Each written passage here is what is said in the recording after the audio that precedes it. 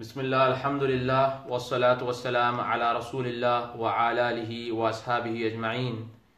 Assalamu alaikum wa rahmatullahi wa barakatuhu. I'm your brother Abu Talha Dhahak. Welcome all of you to a very interesting and important topic. Should we Muslims celebrate New Year? So to discuss about this important topic, we have Professor Brother Waseem Ismail from Canada. He's joining us from Canada, and he's originally from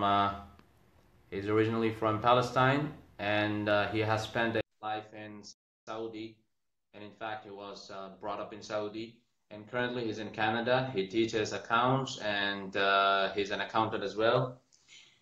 So I'm waiting for Brother Waseem Ismail to join us.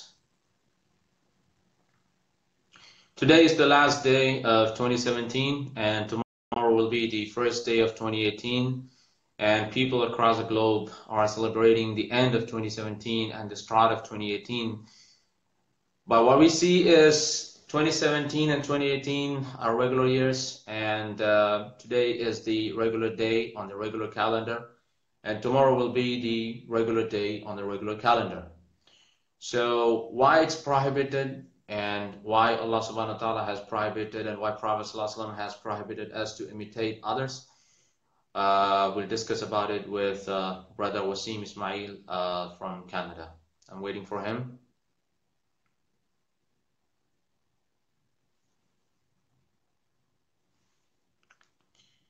I'm inviting him again.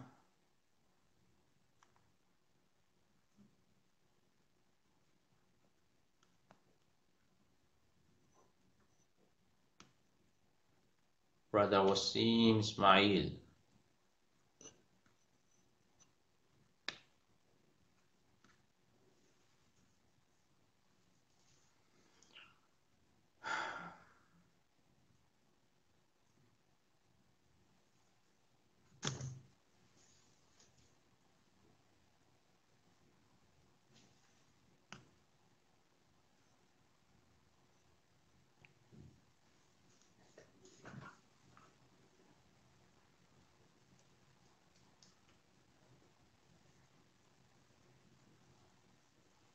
Everybody is waiting, and people are patient, alhamdulillah, to watch him and to listen to him.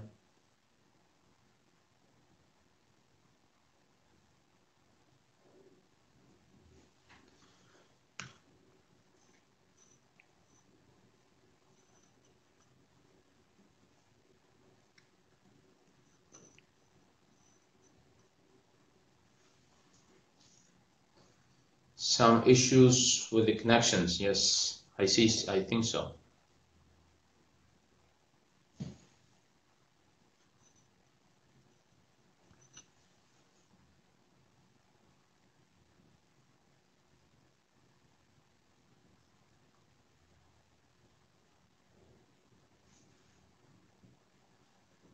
Let me ask him.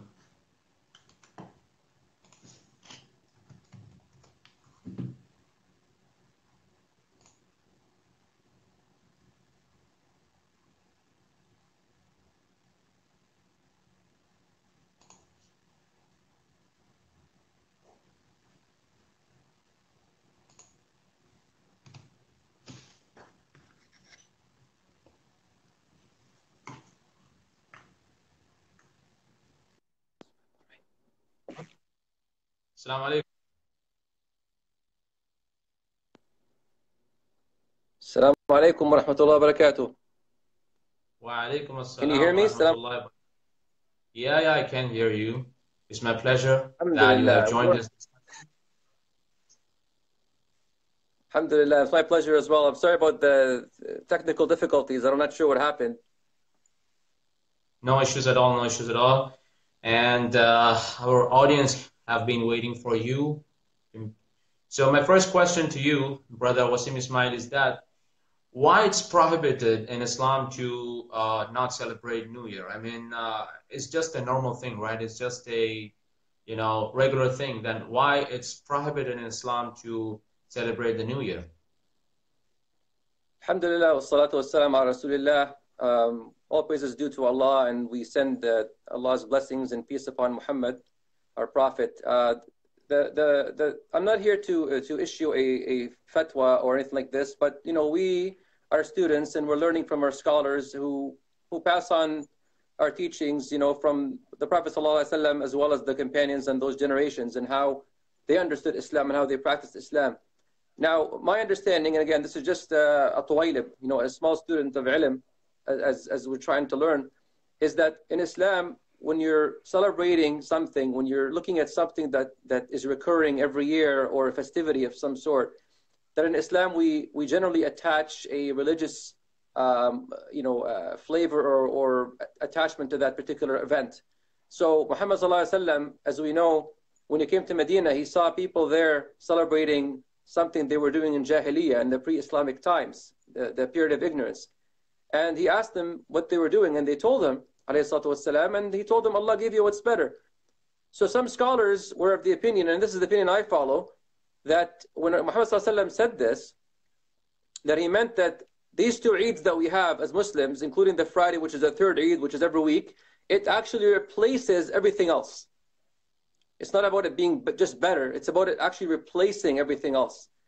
So if you look at the history of things like Christmas and New Year's and all those other kinds of holidays, and I use the term holiday here as a generic term, not a religious term perhaps, because it's been secularized anyway, that these have a religious, historically a religious belief that goes with it. So a Muslim, part of your identity is upholding Tawheed or monotheism, oneness of Allah subhanahu wa ta'ala, and that should apply in everything that you do, whether you're celebrating, whether you're praying, whether you're anything.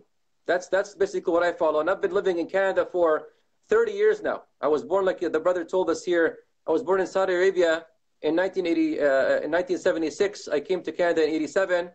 I was only 11 years old. I'm 42 now, 41, 42 if you're looking at the Islamic calendar, 41 if you're looking at the Gregorian calendar, okay? And in no way are you not allowed to practice your religion or faith or observe it in this country. Just be polite about it and just tell them that I don't celebrate these things. Simple as that. Okay. Isn't it extremism? Don't you sound extreme if you say that I don't celebrate New Year?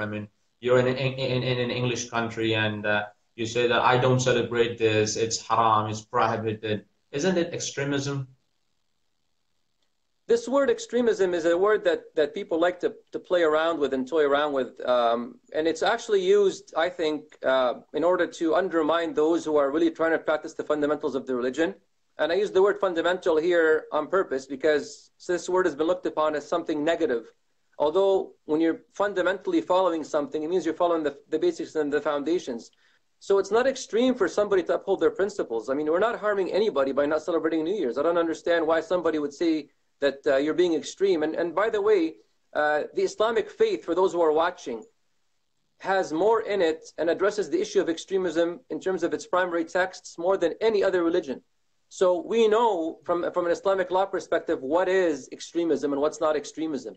We know that in Islam you have the main body of the Muslims who are part of what we call the Jama'ah, those who are together as the main group of Muslims who are under a specific leader of a country or of all the community, if that's the case as it was way. So to basically look at what extremism is, you have some of these other groups which do uphold extremist views. But what I'm saying is when it comes to following Islam properly, nobody's really allowed to tell me I'm being extreme or not extreme. By whose standards am I being extreme? You have people, for example, that you can't even tell they're Muslims. They're clean shaven, and I'm sorry if I'm offending anybody by saying this. They're wearing clothes which make them look just like anybody else here. You don't even pray the 5 prayers. Is that person considered to be liberal or modernist or whatever? I think that person's on the other extreme. Because extremism goes in both ways. It goes to being completely negligent of the religion, and one of them goes towards being very, very extreme in terms of the teachings and making it hard on yourself and people around you. So this thing about extremism, this word has to be qualified, and people have to be careful, what kinds of words they use nowadays.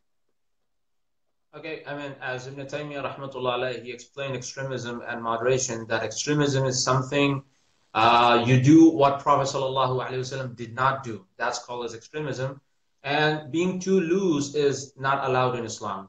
So thanks for responding. But in the first response, you mentioned that we have to do and we should not do that opposes monotheism. So I would like to ask you, how does celebrating New Year opposes, monotheism? Well, when it comes to when you look at the history, actually, I just posted a video in the last couple of days from Sheikh Uthman ibn Farouk. This brother, I've just gotten to know him recently, mashallah, and I've been watching his YouTube channel with Masjid Ribat, that it's called. And he brought out some good points. He said that this celebration, that time, it was something about sacrificing for the idols. It was something about festivities for sacrificing or whatever. And it had nothing to do with Christianity, and the Christians basically, who could not stop it, sort of did a compromise and kind of blended it into the Christian faith. So I think personally, to be on the safe side, and this is my personal belief, for a Muslim to be on the safe side, to watch his or her religion and not fall into shirk or polytheism, what's wrong with just celebrating the Eids that were prescribed for the Muslims? We celebrate Eid al-Fitr, and this comes after Ramadan. We're celebrating that we fasted for Allah subhanahu wa ta'ala, number one. We celebrate Eid al-Adha, which comes after another, or the pilgrimage. So our celebrations are revolving around monotheism. If you go to something other than that, chances are there's going to be some sort of polytheistic element to it. So when you go to things, somebody might say, well, what about Mother's Day? What about Father's Day? Isn't that something, there's no shirk in that? I'll say probably not, but I think these celebrations go against Islam, because what these are just commercialized celebrations. So you can go out and buy gifts for your dad once a year, send them to him in the mail, if not even visit him, or your mom. This is actually poor manners with your parents. So any celebrations that are outside of the Islamic teaching, in terms of number one, and number two, when it comes to the manners of Islam. So to be on the safe side, just observe your holidays, your festivities as Muslims. There's nothing hard about it. Do you mean to say that these festivities have roots in Mithraism and other pagan belief systems? And I read long back that the people who followed Mithraism, they used to celebrate 25th December and the New Year. They have all these rituals. So for this very basic reason, we should not be celebrating New Year and Christmas, right? If anybody wants, go ahead. Yeah. Sometimes we find ourselves in a very difficult situation. You have non-Muslim colleagues, you have non-Muslim friends, and at times non-Muslim relatives. So they greet you Merry Christmas or New Year. So this is a kind of critical situation. So how should we respond and how should we behave in that situation? Well, the thing is, when you're living in a non-Muslim country like Canada or the US or any other country, you have to be wise in how you treat people around you. Because in Islam, we're told we're supposed to be good to our neighbors, we're supposed to visit the sick. And it doesn't mention in the Islamic text that these things are only for Muslims, by the way. These things are for any human being, that you're supposed to be good to your neighbor, even if he's not Muslim. Now, if someone comes to you and greets you, because you don't go around greeting people saying, oh, so some da'iyah or sheikh said you can say happy holiday because it's a generic term, or you can say have a good vacation or whatever. It doesn't mean you go out and if someone says this to you, just say thanks. Or we could say, thanks for the wishes, I appreciate it. And depending on the person, you can tell them, we love Jesus, for example, or we worship God as well, but we don't believe in Jesus this way. This is not our festivity, but I appreciate the well wishes, and you have a good vacation, have a good time off, and be safe. There's nothing hard about it. You're just giving them a generic greeting or wish. It's not something that's religious whatsoever. So the point that I'm trying to make, because people are getting stuck on, some sheikh said happy holiday and this, people should take it easy. The whole point of responding to the non-Muslim when they greet you, you want to, number one, make them aware that you don't celebrate this. And many times, by the way, they know that you don't celebrate it. Some of them will greet you in a different way, and I'll explain this in a second. You need to make sure that they know that you don't celebrate this holiday, number one. Number two, use this as an opportunity for da'wah. Because if you just respond and you just walk away, you haven't done your job as a Muslim. I posted something the other day on my Facebook wall, and people can go back to it if they want. I used to work at a college here, and this older gentleman was in front of me. He wished some of the ladies in the front desk in the college a Merry Christmas. Wallahi, I don't forget this. He looked at me like this, and he paused, and he was like, Happy Holiday. Because he knew that I greeting, and I just said, thank you. Done. So he knows this. And the thing is, if we as Muslims don't make people aware around us that we are Muslims and we have a different lifestyle and belief system, then they're going to greet us like everybody else and not give it a second thought. And if they do greet us, just greet them back in a polite way. Just make them know that you don't celebrate it. But do say that I do appreciate your well wishes, but I don't celebrate this celebration, and this is our belief. And if you're interested, we can discuss this another time. Simple as that. True. And as Prophet ﷺ said that man tashabbaha biqawmin fahuwa minhum, that whoever imitates the people is one amongst them. But That's right. I mean, how about accepting their gifts? I mean, you don't celebrate them, you don't imitate them, as Prophet ﷺ said that do not imitate them. But how about, I mean, your boss or your colleague, if he gives you something, if he gives you cake or something, how do you react? Brother, in this respect, again, I'm not issuing a verdict here. I mean, I'm not at that level, but I think for me personally, it's a case-by-case scenario. This is my own little opinion, and nobody has to necessarily adhere to it. But it depends on the gift. I mean, if someone's giving you a gift which is clearly a Christmassy or some gift which has a religious significance to it, then you need to explain yourself politely and say, listen, for example, somebody gives you a bottle of alcohol, say, listen, you know what, I don't drink. This is prohibited in my faith. I can't accept this gift from you, right? And this is, again, a chance to give them da'wah. But if someone, for example, and I get greeting cards. They give me a greeting card. I go, okay, thanks very much for that. We don't really celebrate this. And then I don't end up keeping the greeting card. But it's about the gesture that they do. So it depends on, I think, what kind of gift you're being given. And to be honest with you, a lot of times, just so you know, from my experience in Canada, they don't give you most of the time gifts because they know that you don't celebrate. So you don't really have to worry much about that aspect from my perspective. If you're working in a company where they're going to have and this is another thing, by the way, which is pretty important.